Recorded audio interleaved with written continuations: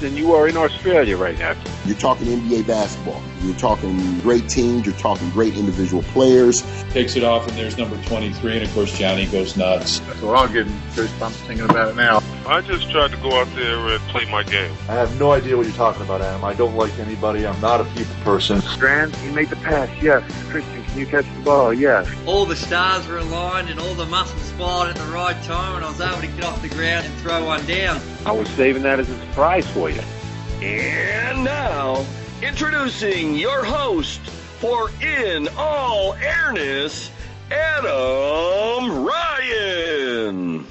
Welcome to episode 12. Thanks for joining me. Go to inallairness.com for show notes and plenty more features. The social hub for the podcast is facebook.com/inallairness. If you haven't already, please like the page and join the growing community of fans. Add the podcast to your RSS feed or iTunes so you never miss another show. It's also available on Stitcher, BlackBerry, Player FM, TuneIn Radio, and numerous other podcatchers. I love hearing from listeners. On either site, you can send voicemail comments or questions. With your permission, I'd love to include your feedback on future episodes. You can follow me on Twitter @InAllAirness. My guest today spends a majority of his time living here in Australia, seemingly far removed from his basketball origins in his native country, the USA. However, he is still deeply involved with the sport. He's a 14-year veteran of the NBA and has the distinction of being teammates with Dr. J, Michael Jordan, Magic Johnson and Akeem Olajuwon. Sedale Threatt, thanks for joining me. Thank you. Sadly, in the last day or so, Dr. Jerry Buss, the owner of the Lakers, passed away. Can you please briefly talk about the man himself and his impact on sports in general, particularly given your association with him during your time at the Lakers? Look, Dr. Buss was probably one of the best owners in sports. I think the biggest thing, I got a chance to get to know him, well. I was around him a lot. He's what you call the perfect owner. And one of the reasons I would say he's probably one of the best owners is his word. What he tells you is what it is. And the Lakers was kind of built on that. If you walked into the office and you was on a free agent year and you asked for this amount of money, the Lakers and Dr. Buss would always pay you what you thought you deserved. But then on the flip side of that, they wanted you to perform at your highest on the basketball court. So his word, from when the people ask me about Dr. Buss, let alone he was a great guy, but his word was true. And anytime his name has come up, I would always tell people about this situation. And I was, sadly, to hear what, he had passed away. And he had been sick for a couple of years. But we actually lost one of the great ones. And he probably gonna go down in history as probably one of the two of the best owners in sport. Yeah, he would for sure. And he was instrumental in putting together those 10 championship teams with the Lakers.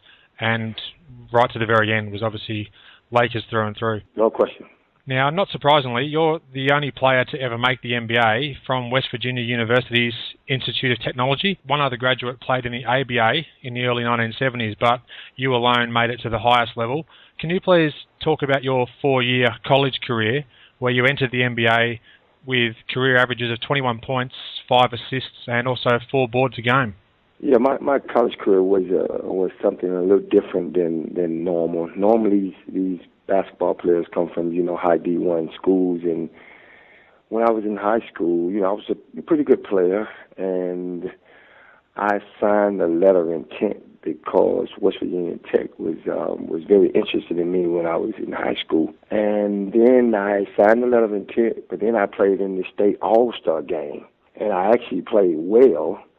And I think I dropped about 27 points, about 10 assists. After that particular game, all of a sudden I had all these D1 schools, wanted me to, come to their school.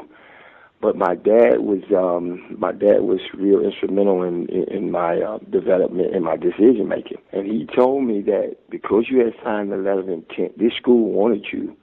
All these D1 schools now, they want you now after you had performed that way. And he said, look, there's 2 ways you can go. You can stay here and be a big fish in a little pond, or you can go to one of these D1 schools and, be a small fish in that big old pond. And he said, you probably sit for your first 2 years. And I didn't want to sit my first 2 years. And so I decided to stay at West Virginia Tech. And I started my freshman year. And I actually started my whole career there at West Virginia Tech. Played a lot of minutes, and I scored a lot of points. And we played that run and gun style of basketball. So I got a chance to really get up big numbers. I think my game high there was 56 in about 3 quarters. I was actually going for the record was 72 points there in West Virginia. And I had an opportunity to break that, but we ended up holding the ball because the team was coming back. So, but my basketball career there was very good for my development. To be on the floor for 4 years, night in and night out, was probably the most important thing as far as my career and moving on to the next level. A lot of guys get a chance to, split minutes and do all those things, but my development at West Virginia Tech was probably the best thing that happened to me. You developed year by year, which obviously held you in good stead when it came to NBA draft time. And the Philadelphia 76ers selected you with pick 139 in the 1983 draft.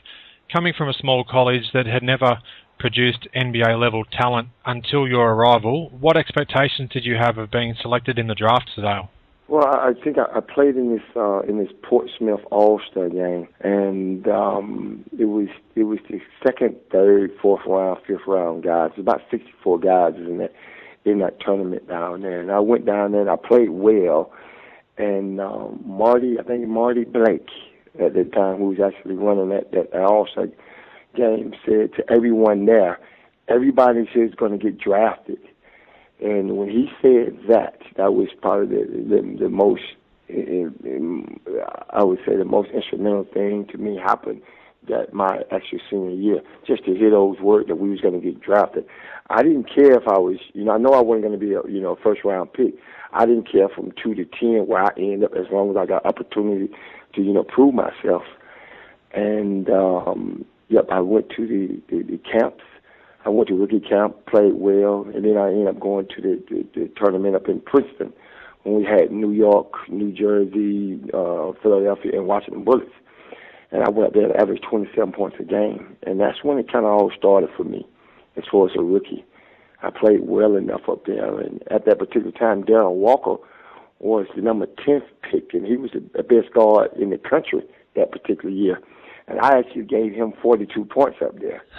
And so he is the best guard in the country. I'm dropping 42 on him. I'm from a real small school. But at my school, at West Virginia, we played a run and gun style basketball game. In D1 basketball, they pass around 4 or 5 passes. Our offense would get it off the board and go quick and shoot it quick. And so I think I caught Darryl Walker by surprise, on a fast break coming at him 100 miles an hour, going by him and all that. And I think that's what the start as far as being an NBA guard. He is the number 1 pick. And the number 1 guard in the country that year, and you give him 42 points. And that's where it all started for me as far as the NBA. Yeah, and you made the most of every opportunity, and that style of play in college obviously suited you well come NBA time, as you said. Yes, that got me started, that style of play. And I used to watch the NBA a lot, and I used to really follow a guy named Gus Williams, and he was a great player in the NBA, and I actually played against him for about 4 or 5 years.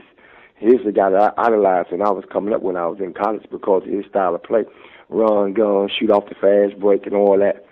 So me and his style was similar. Speaking of Gus Williams there, how do you go? You idolise somebody when you're growing up and you want to make it to the highest level. What do you actually do to try and adjust to take them on in a game when it matters the most? I think the first thing is confidence. You got to be very confident, and you can't have no weaknesses in your game at that level. I was very lucky at 14 years old. I was playing against pros at 14 years old. I used to train against the Atlanta Hawks when I was 14. Oh, wow. A lot of those ex-players down there, because I was so good at 14, those guys used to let me play. So I had a little pro experience playing against those guys. And coming into the NBA, you got to be confident. You got to believe in your ability. If not, those guys at that level, they could take you out of your game, and basically they take you out your game, you get cut at that level. Here are some incredible stats I'd just like to quickly run by you that put you in some very elite company. 226 players were selected in that 1983 draft. Only 57 of them played in the NBA. And of the 55 players who were picked ahead of you that made the league, you rank 4th in assists with over 3,600. You're 7th in games played at 951. And you're 8th in total points scored at just under 9,500 points. And with a nickname like the Thief, I'm sure you'd be likely atop the list of steals too, but I couldn't track those stats down. What are your thoughts on those great numbers, Sedale? Well, I think that all those guys that get drafted ahead of you, you don't really look at anybody else's game. I think that's a big accomplishment as far as hearing those stats. And one thing I knew about the NBA, it's about longevity. And if you can get past 3.5 years, you can have a good career. I think of quite a few of those guys, because they played at certain schools, you get drafted. And again, a lot of those guys, if you look back and you look at history, how many college minutes did they play? You got to look at that top 10 tier. Those are guys that you expect to stay. The tricky thing about the NBA, every year they bring in new guys in. So that means guys are leaving. So it's I think as far as myself, it was a big accomplishment. I done well. Again, I survived because I didn't have any weaknesses in my game. And I think that was my college development that helped me get to that point. And again, you got to be confident at that level. Yeah, that's exactly right. And also, these days, players are just, it's the phrase one and done. They pretty much have 1 year in college and then they hit the pros. And that's only sometimes because they have to as part of the NBA rules. So I definitely see where you're coming from there. Yep. You have to, once you get there, you got to stay there. And that's where a lot of guys, even if a lot of those first round pick guys, after 2-3 years, they out the league. And again, it's something that I think you're missing in your development as far as getting to the pros. Everybody can play, but once you get there, as soon as you get exposed and they find your weakness, it travels through the league because they got so many scouts there, and they scout every player there, and they know what you can do and what you cannot do. They know your strength, and as soon as they find your weakness, it's exploited through the league, and I think that would exit a lot of guys at that level. Obviously, they're very well researched, spot on. Now, you shoot the ball right-handed, but when dribbling, you're really skilled going left. Now, clearly that kept defenders guessing your movements off the dribble throughout your whole career. Was this something that you naturally developed growing up, or did you learn that just in your college days? Well, I think it was something that I developed as a young kid. I was a right-handed guy, and I actually broke my right arm when I was like 12 or 13. And then I started working with my left hand, and that's how I developed my left hand. And I started going left after I really broke my right hand, and that's how I developed it. But it was a great advantage because you can go left, and I could step back off of you and shoot it. And then when I got to my right hand, I could go to the basket very quick on you. So it was kind of unorthodox for a lot of guys, and I think that's why I was so successful with it, because I could step back on that going left. And I think a lot of guys in the NBA, felt the raft of that, me going left, and then you get up on me and I go right. So again, you can't have no weaknesses. Again, I'm a big right-hand guy, but I'm a big left-hand guy. I threw guys off because I could really go left. And that was the scout report on me. If he go left, he's going to pull up and shoot it. And they still were having trouble defending you all those years. Now, speaking of signature skills, you mentioned your step-back jumper. That was one of your great go-to moves. It allowed you the extra half second or so to get that shot off, and it paid dividends your whole career too. When did you start to implement that move into your game, or was that part of what naturally developed following the left-handed skills? Well, it developed. I think once I got into the league, because those guys at that level, they got great defenders at that level. And you got to be able to get your shot. At the NBA, it's a one-on-one game, and if you can't get your shot, you tend to be limited. And those guys are skilled; they can jump and they can defend. And I had an opportunity to play against a guy like Maurice Cheeks every day in practice. And he was a defender. He was one of the best guards. It all started the year I came in, him and Andrew Toney. And so you playing against two of the, Andrew Toney was a big-time scorer. Then I had Maurice Cheeks, who was probably one of the best point guards at the time, and he was a defender. And you got to find some ways to get it off on those kind of guys.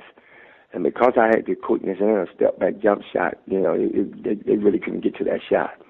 And that was more my signature move over that pretty much my career.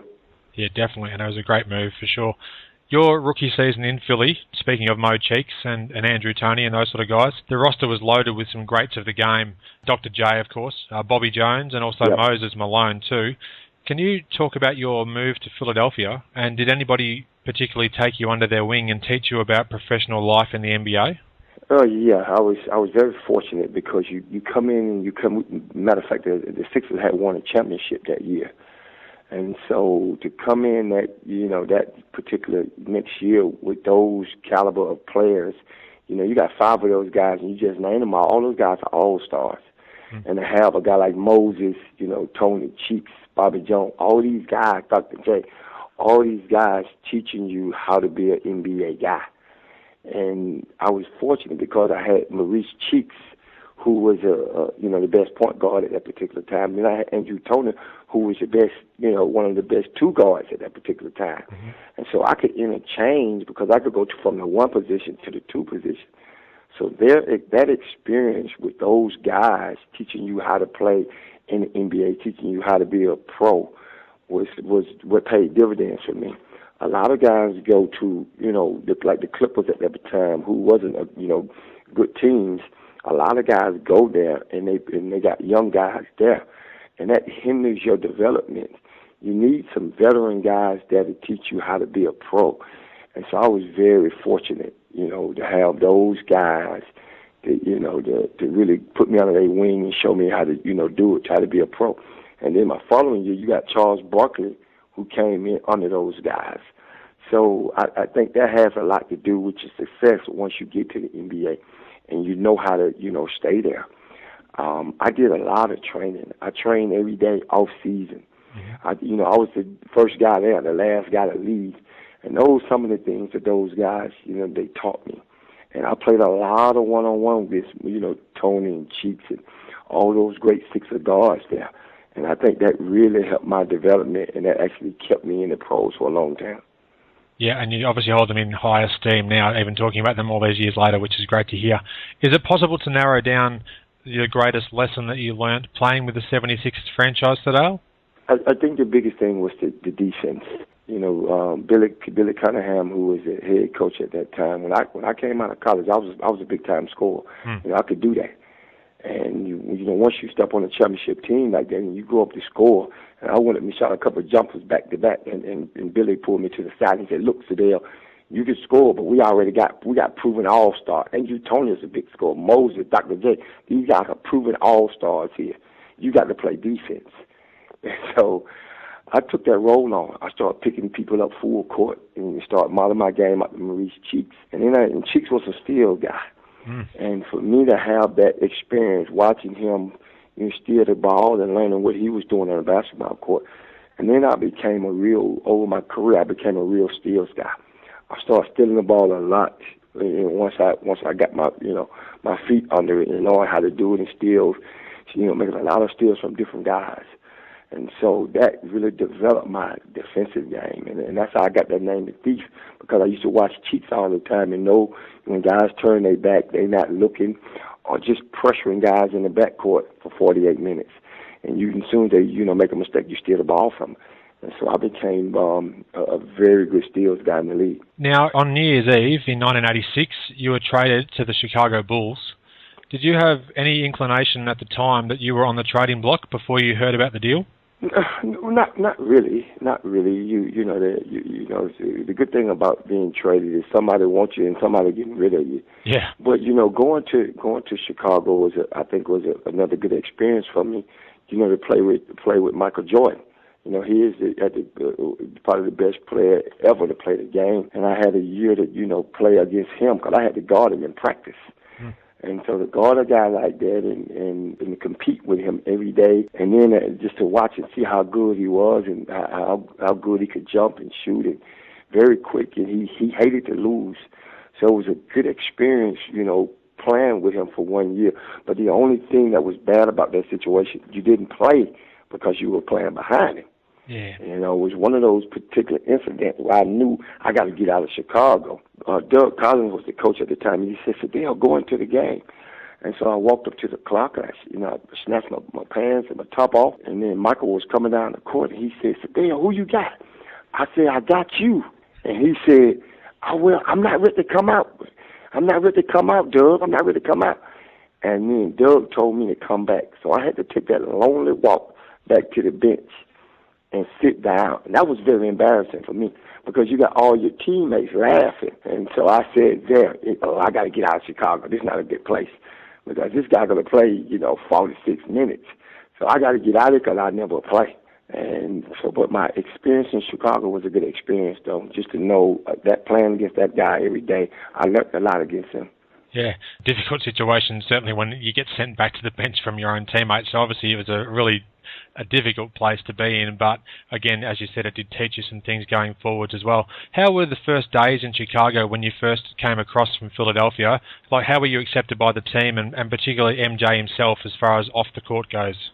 Yeah. At that particular time, we all young guys, and you try to. Everybody's still learning because we're still young pros. And MJ was you actually watched. I watched him grow. I watched him turn into Michael Jordan. There was a lot of young boys on that team. That team was young.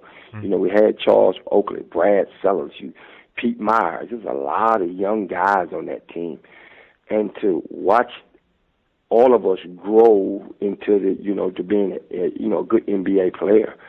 But Chicago was a good experience. But as far as the playing side, it wasn't that great, though. Would you be able to indulge my appetite for Jordan stories, just for one more question, particularly as his 50th birthday has just come and gone?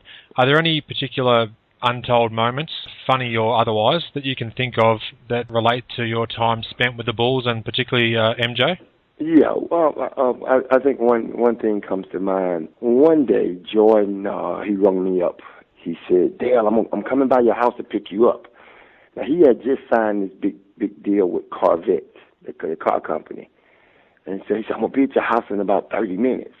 So get ready, and we're going to take this car out." I said, "Okay." Jordan gets to my house in 15 minutes. He blowing his horn, and I wasn't ready. He blowing his horn out in front of my house. So I finally get out and jump in the car with him, and we driving around in these neighborhoods, and we testing this new Corvette out. And Jordan is speeding everywhere. He's speeding. Now, we go down this one particular street. It's probably a 35 miles per hour street. Jordan is doing 75 in there. All of a sudden, we speeding. The police get behind us. Right? They turn on the lights. Now, I'm sitting there thinking, uh-oh. Luckily, I'm not driving. The great Michael Jordan is driving. I said, "Oh, he's doing 75 in a 35. Oh, they're going to take him to jail." That's what I'm thinking. That's reckless driving, right, in a neighborhood.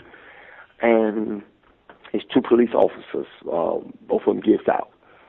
And as one of them gets out, I'm in the passenger side. I look at my rearview mirror right there, and this guy don't unhook his gun belt. And I'm thinking, hold up, I'm not driving. Jordan is doing the driving. Don't be unhooking your belt like you finna shoot somebody.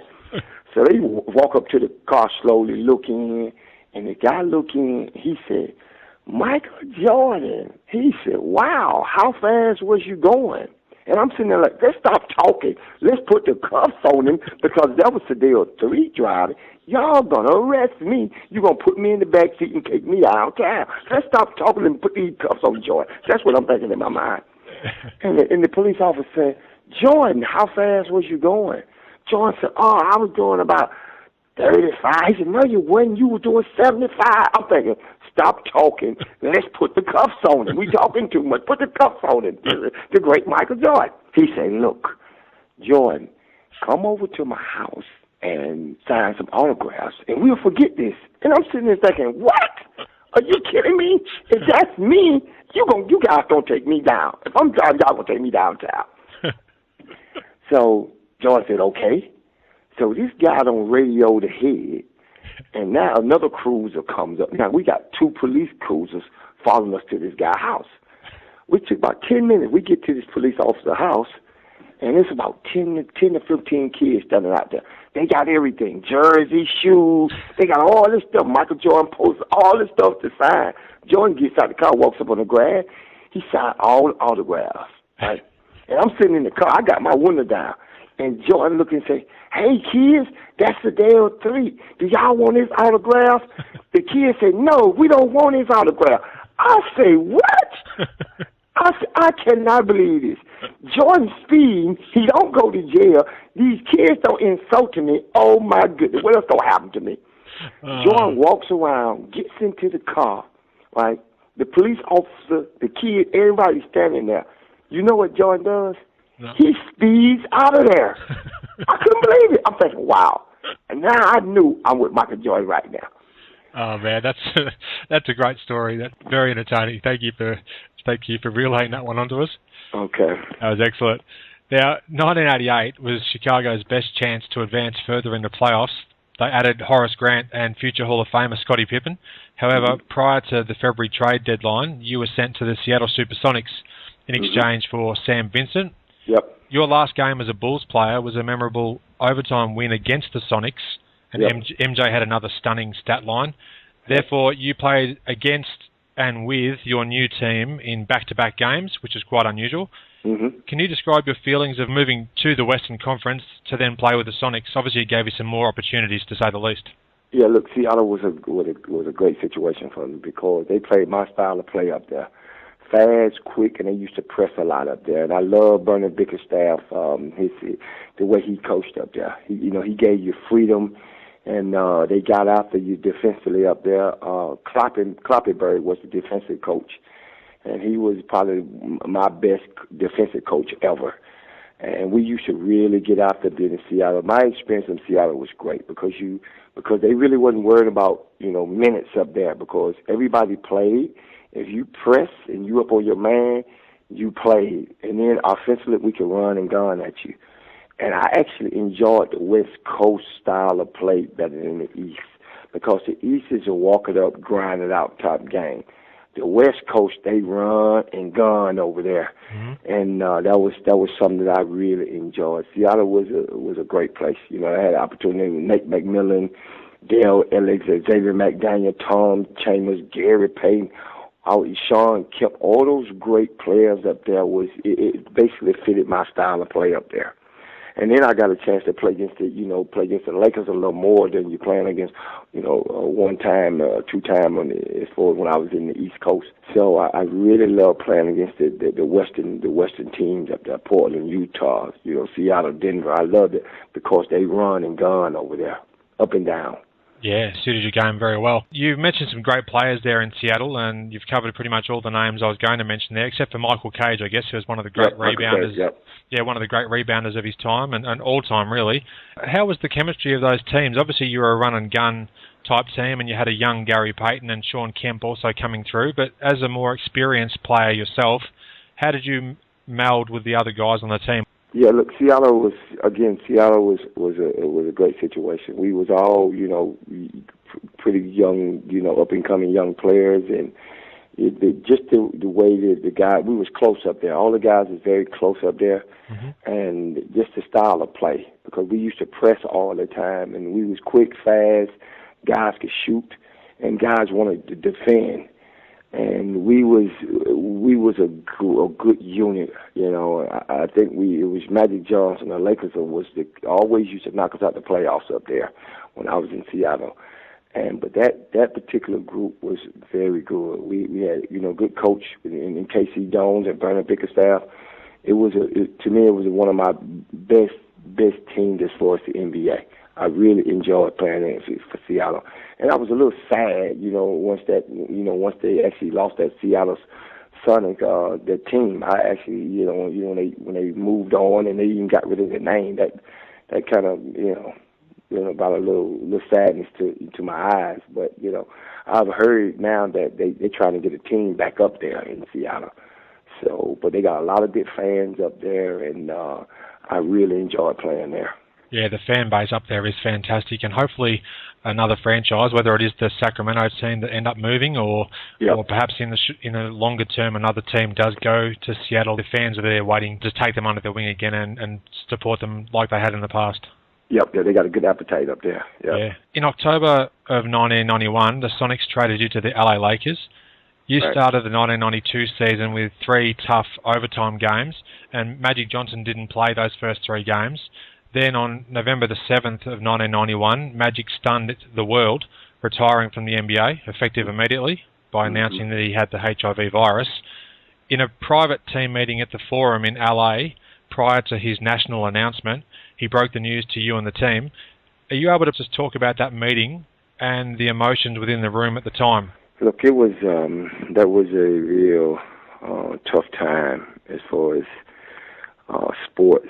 I think in Los Angeles, it was very shocking for when Herb actually announced that. It was we was actually in Paris, and we were flying back from Paris. We had played in that McDonald Cup over there. Mm-hmm. And after the game, they said it was going to be a big announcement once we get back to L.A.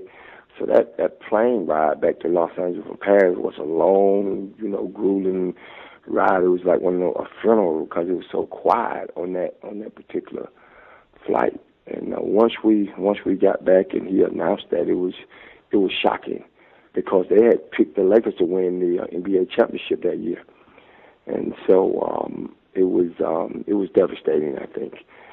And for me to be the guy to take Magic's, take his spot and start in his spot that year wasn't too overwhelming for me because I was a veteran player at the particular time. If I would have been a young guy and dropping into to feel somebody's shoes, like Magic Johnson, it would have been tough on me. But because I was a veteran, I had been around the league for a long time, and so I could handle that pressure. And I think we won, 7 or 9 straight games after he went down. And but overall, it was, I think, for LA and for the Laker fans, it was devastating. And to hear Herb make that speech and to stand up and be a man and announce that, you got to take your hat off to him. I think that the whole entire world was oblivious of, what HIV, you knew of it, but you didn't know what it really meant until he actually educated the world, on HIV. You knew of it, but when he actually got it and he educated us, and I think for his legacy, let alone being one of the best, Lakers are one of the best guards of all time, I think that was on his pathway, to educate the world about HIV. And then when he actually came back and trained, and I was guarding this guy in training, with that. And the play against him in training, because we had been educated, he was just another basketball player to us. I think the only guy that complained really was Karl Malone. Karl Malone made a big deal out of, Irving coming back and playing against him, and he was worried about, being exposed to it. But again, Irving had educated that the world had got really educated because of the HIV problems. That's very true, and thanks for your honest answer and thoughts there. I do appreciate it. The day after Magic made that announcement, your Lakers travelled to Phoenix to take on the Suns, and you suffered a blowout loss, 113-85. How difficult a challenge was it to prepare for another game only hours after the public learning the news of Magic's season-altering retirement? Well, I think it was draining. I think we was in shock, and you trying to, play with that hanging over your head, and it was a media circus at that particular time. It was a dark time in LA. I can remember when he actually announced it and I went outside, and it was like a black cloud over LA. And so, but again, basketball goes on. The Lakers will go on, and to lose your leader, like that was very devastating to us. But again, you gotta keep playing. Again, Jerry West and Dr. Buss, those guys. Yes, we've been hit by our leader, but you got to keep playing. The Lakers will go on. And that you did. You went on to. You had a great career with LA, and we'll get to some of your achievements there shortly. In a March 1992 game, you scored a career-high 42 points. Yep. Ron Thulin, the TNT commentator at the time, jokingly suggested that you needed to have a saliva test that you were playing that well. You lit up the Knicks, and particularly in the second half, you had an amazing second half. Do you have fond memories of that particular game, and can you recall the one I'm talking about? Yeah, that was probably my best game in my NBA career. To go in the Garden and drop 42 on Pat Riley, who was actually coaching, and I was running a pick and roll with Blotty, and they was showing their recover, and again I'm going to my left. Yeah, that's a 95% shot for me. And they tried every guard on me that particular night. And it was one of those nights where I was feeling it, and I just couldn't miss. And then when it would come off the board and I would get it, I'll come at them 100 miles an hour. And so it was just one of those games that they could not find me. And that was probably my biggest game. That particular game, he had Starks, he had Wilkins, he had Anthony, he had every guard there on me. And then they tried to double team me on the screen and roll, but it was too late. I was just into a big old zone, and there was nothing they could actually do. And I think we played. I went to Atlanta the next game. We beat Atlanta. I had about 25. And then our first game back home was against New York Knicks. And you walk out before the game, and Charles Oakley, a pretty good friend of mine at a particular time, said, "Look, you're not getting off tonight. I don't care what happens." He said, "We don't care if we lose the game. Pat Riley told us to stop you. No matter what happens, we're gonna stop you. You're not gonna make us look like that." And so that was my first game in my NBA career that I had took 2 shots. I was 1 for 2. I had never took 2 shots in my career. No way. They stopped me. They doubled me every time they would trap me in the backcourt. Then the guy would face guard me. And any time I got in the screen, in an on ball or screen roll situation, they doubled me before they even got there, so I had to get the ball up. And so I had never been stopped in my career. Never been stopped like that. I had 2 shots. So I actually felt the wrath of that 42 that second game around. Yeah, you're a marked man. Pat Riley had it out for you. He had it out for me, and he did a good job on me. Now, speaking of a couple of those great arenas that you mentioned, like Madison Square Garden and the Great Western Forum, before obviously now it's the Staples Center that the Lakers play out of, and you've played in many other great venues. Do you have a favorite NBA arena that you ever played on? Oh, yeah. I actually like the Dallas Mavericks arena. It was just something about that place. I always played well there because, I don't know if it was the lighting or the floor. It was just something about that. It had soft rims there.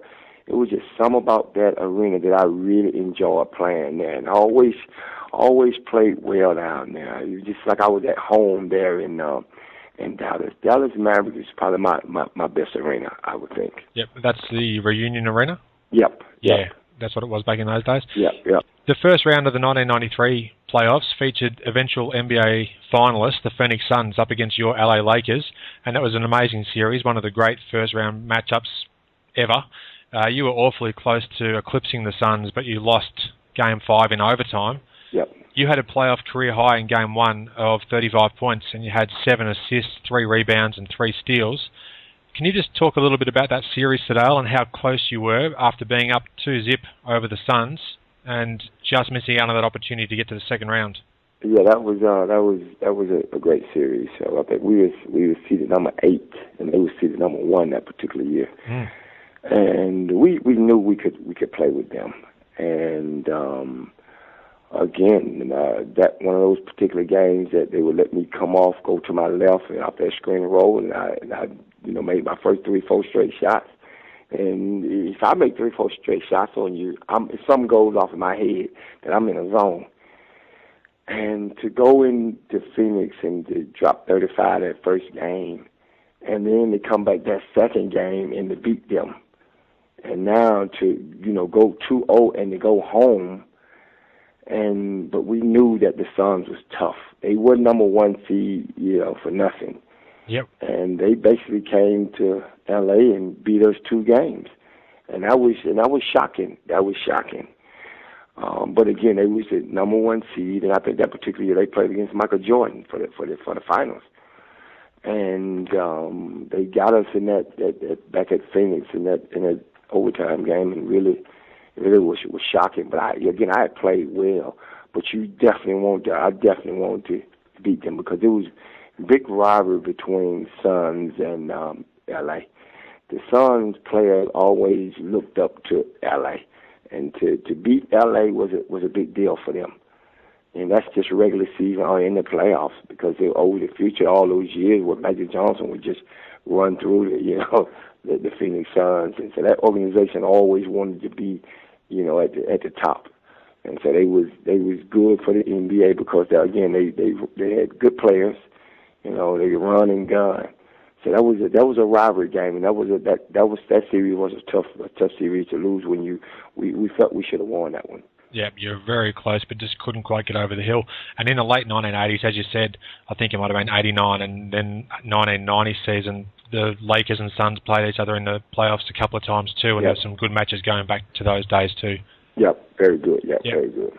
Now, your first 3 seasons in LA, you averaged 14 points, 6 assists and 3 rebounds, along with almost 2 steals a game, which are obviously super numbers, and you're the linchpin for the team at the point for those Lakers teams. Looking back now, which is some 20 years later, do you have a greatest moment or memory of playing with the Lakers? Well, I think the biggest memory is to get a chance to just to be in the circle with Magic Johnson and to know Dr. Buss and Jerry West and Michael Cooper and Mitch Kupchak and all those great players, A.C. Green, James Worthy, just to be a part of that. And then look back and say, hey, I was on the floor with those guys competing. Just to be a LA Laker was probably the highest honor for myself. Just to be a part of the Lakers organization, just to play in the Great Western Forum, with a Laker jersey. So I know what it is to be a Laker, and to watch them today with Nash, with Howe, with all those players, and then watch them struggle is tough, because you still feel that you're a part of it. I know some of the things that are going on in the locker room, and I know some of the plays and the things that they're running on the floor, and because you've done it and just to see Jack Nicholson and all those stars sitting on the front row and all those things, it brings back a lot of memories. But the difference is so quick, though. It seemed like those years that I was there went so quick. But at the time, that was 5 years, and it seemed so long. But now it seems so quick. So my LA was, and then when I heard Dr. Buss had passed today, was it was a little sad, but to know Dr. Buss built that the Lakers up and the way he did it, and he loved winning, and just to be a part of all that, all that tradition was just great. It's a great feeling, it really is. Yeah, amazing memories, no doubt. Now, do you think, speaking of the Lakers, do you think they have a chance to turn their season around and finally get some sort of win streak going and get some team cohesion to make it into the, say, 7th or 8th seed come playoff time, or do you think it's just gone too far? Look, I still think they got a chance. I think they're going to make the playoffs. I think they just got to come together, and to bring Nash in, and to bring Howard in, and it's different for those guys. Kobe is over his career is a big scorer, and shoots the ball a lot, and I think to make that team work, Nash needs to facilitate everything there, and I see Kobe pulling back his offense to make it work as far as the team. But you're gonna have to put that ball in Nash's hand and let him facilitate. That's what he does. You got to be unselfish with that unit. When you're playing with great players, you got to have somebody to facilitate it, and it should be Nash. And I know it's tough for those guys to adjust to Kobe, and it's tough for Kobe to adjust to those guys because Kobe used to shooting 30 to 40 shots a night. Mm-hmm. Yep. And when you playing with Kobe got some great players. You got Gasol, you got Howard, you got Artest, you got George, you got Nash, you got a lot of great players right there.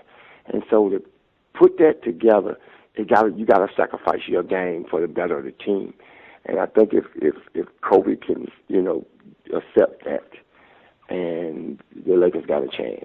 they have some wonderful pieces. It's just a matter of trying to get them all together and playing on the same page, even though it's a cliche. But if they can get that to happen, then they have a chance. And if they can squeeze into the playoffs, you never know what sort of damage they can cause in the first, second round and beyond. Yeah, they could be tough. They could be tough if they can do that, and that's what I think everybody's waiting to see how it's going to happen. And did you happen to catch the All-Star game yesterday? Yes, the All-Star game was great. I thought Chris Paul is just amazing.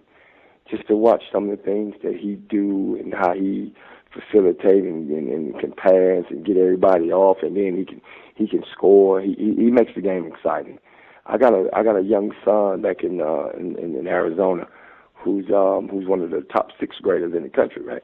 And I just tell him, just watch Chris Paul. That's the guy you watch. You can watch the dunks with LeBron and Kobe scoring, but watch what this guy does. He's one of the he's going to go down in history. He's got to be one of the best league guards ever because he is amazing. He is doing some wonderful things, and it just seems like he's getting better every single season. So he's going to be quite scary by the time his NBA career is over. Yep, scary. Yep. Now, following your NBA career, you played professionally in Europe. Can you just talk a little bit about the experiences you had playing overseas, Sedale? Look, Europe was a different type of experience. It's, coming from the NBA. I did Paris, my first year at the NBA. And the experience was a little different because you're used to these, flying first class and staying in the best hotel. When you go to Europe, it's not that quite way. Yeah. You're living in some of the hotels are, okay. And then the flooring you're playing, cement floors. So all those things that you've been spoiled in the NBA, it's not quite as set up in Europe like that. And because the floors were so hard over there, I got over there my first year and I tore my knee up over there. And so I did about 3 months in Paris, and I had to come back and have surgery. And I tore my patella tendon tear over there, and that really set me back. And I came back to U.S. I had the surgeon, Dr. Andrews, down there in Birmingham, and went through that process, and I ended up in Houston and did half a season with the Rockets, and that was again a pretty good experience. We had all old guys on that team. So, but Europe was a good experience, and then I did Greece. And again for 4 months, and then I did Switzerland. I actually even went to Switzerland and played over there. So I had my, Europe experience to play that international field of basketball, but it's totally different from the NBA. Totally different. Yeah, chalk and cheese, I guess, as you're saying. Yeah. Now, I did mention at the start in the introduction that you were a teammate with Hakeem Olajuwon. Just briefly, how was it playing with the Dream, and how do you compare all these fantastic players that you play with, Jordan, Magic, Hakeem, Dr. J, all these sort of guys? Is it possible to even say who is the best player you played against, or it's just been a fantastic experience playing with all the different styles? Look, all those guys, all those players are great. Dream was another fantastic player. That particular year we had Barkley, Dream, and you had Drexler. And you got 3 Hall of Famers on the floor, and they all crying for the ball. So that was because these guys had so much success. And so you trying to, again, you got to have somebody at the top that can make everybody happy, and trying to get those guys the ball in their spot. And if you go to one of them twice, the other two, not happy. So you got to have somebody strong that can facilitate that. But as far as talent, Dream is one of the best ones ever, especially in the post. This guy could score, and you couldn't stop him down there. You had to double team and to stop him down there, and you had Drexler, who could run on the outside and dunk the ball and fly through the sky. And you had Barkley. So that team was loaded. We had our opportunity to actually go to the finals, but John Stockton hit us that big three, and actually beat us in Houston. And so I think that was Game 7. And that was shocking. But I've been very fortunate because I played with some of the best players ever But out of all these players, Michael Jordan is still the best one. There's no question there. He's the best one. Yeah. Have you recently been in touch with Jordan, or do you particularly associate with any players from your playing days more than others? Well, when every year I go back to America, and I take Australians over to get them full-ride scholarships. This year in Los Angeles, I got a chance to just run into a lot of guys. I talked to Gary Payton on the phone. I saw Kenneth Smith. I talked to Reggie Theus. I saw Odin Polynice. I saw talked to Cedric Sabalas in Arizona. So periodically you run into guys. I see Charles Barkley in Arizona because he's still based out of there. Yes. So every time I go home, I'll run into some of the ex-guys back there, and that's a lot of fun. And the whole conversation is about weight. How much weight each guy has picked up. And so I'm considered one of the small guys over there. And Cedric Sabalas saw me. He's like, "What are you doing? You in great shape." And I just said, "Look, I spend 2-3 hours a day in the gym, working out, doing cardio. My biggest fear is to gain a lot of weight. And when I go home, a lot of those ex-guys, they look bad. Their body, they all picked up a lot of weight.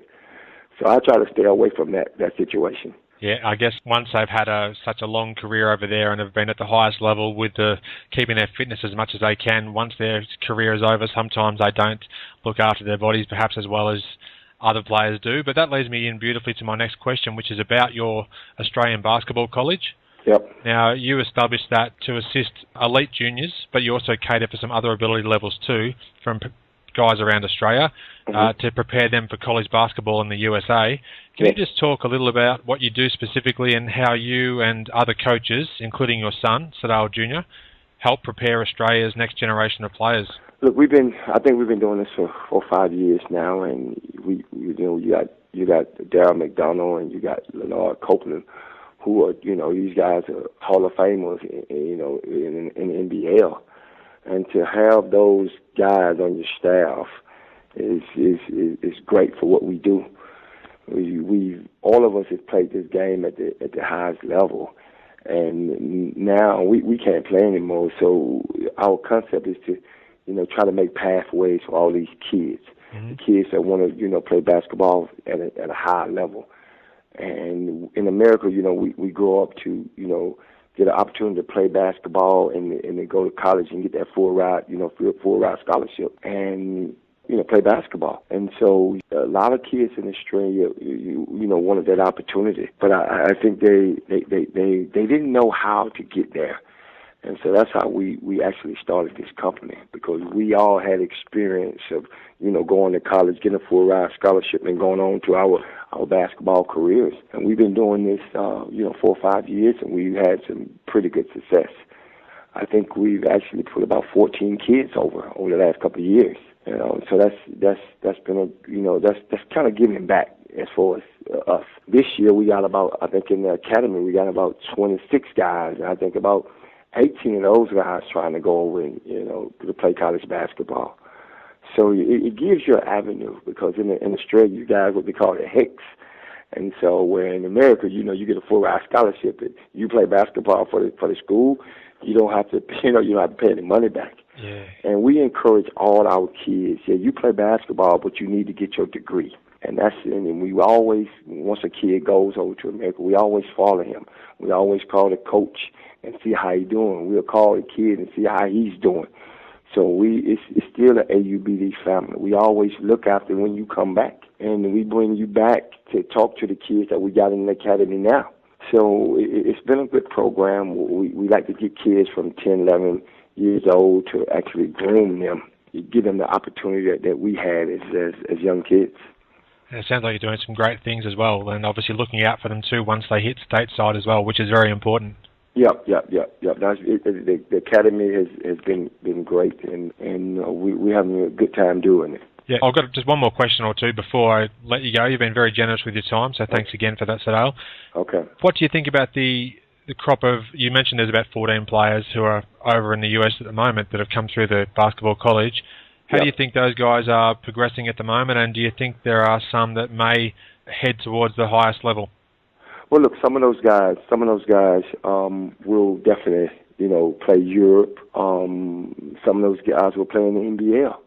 You never know. What we usually tell those guys that go over, look, when you go over, get that degree first. Yep. Enjoy playing basketball. Give yourself options. And if you go to Europe, if you go to the NBA, wherever you go, here's another career that you could have as far as basketball. You can follow your basketball career anywhere in the world, but then when basketball is over, you got that degree to fall back on. And we really encourage that. But you never know with some of these guys. I might look around one of these guys in the NBA, and man, that would be a great accomplishment for AUBD, putting a kid from Australia in the NBA. Definitely would be, and I hope that does happen for you. And no matter what you're doing, you're obviously promoting the Australian players, and you're doing a great thing for them. So congratulations for that. Now, Sedale, it's been great chatting with you today and learning more about your storied career. Thanks so much for taking the time to speak with me, and I wish you and the basketball college all the best in the future. All right. Thank you, Adam. I'll talk to you soon. Thanks for listening. I hope you enjoyed the show, and share my web address with your friends and colleagues, inallairness.com. Check out the podcast archive for plenty more episodes with high-profile guests. Follow me on Twitter @inallairness. Please visit the show's social hub, facebook.com/inallairness. Join me next time for another edition of the show.